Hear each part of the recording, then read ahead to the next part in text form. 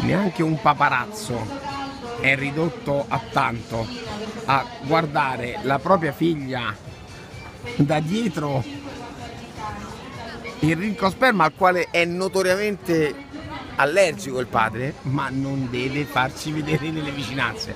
E quindi come un paparazzing, Lucrezietta Nazionale la si segue dall'alto, vai con sto turbo rovescio, mostri ciattolo, brava l'avversaria, brava Lucrezietta, stupenda, grande, molto brava, mimetizzato, assolutamente mimetizzato perché non si...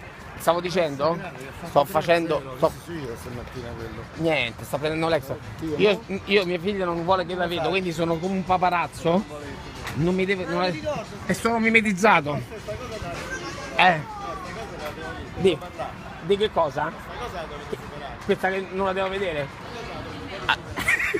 Questa cosa la devo superare, mi ha detto. L'ho superato.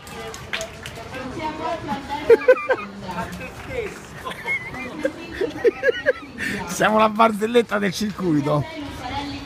Abbiamo anche una borsa desertica di oro bianco regolarmente mimetica che gli amici di Oro Bianco mi hanno mandato perché sanno che devo fare il paparazzo sopra gli alberi per vedere Lucrezietta.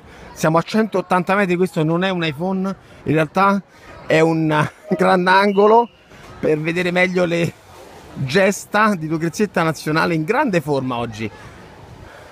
È passata, che culo che ha avuto quella, però se lei muovesse quel culo forse la prendeva.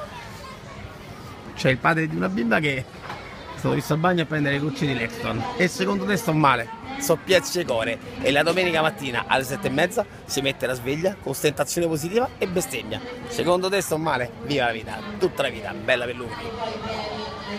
Dai, ammazzala, siamo corretti, ammazzala. Sul legamento. Sì, corretta, chiama fuori la palla dentro.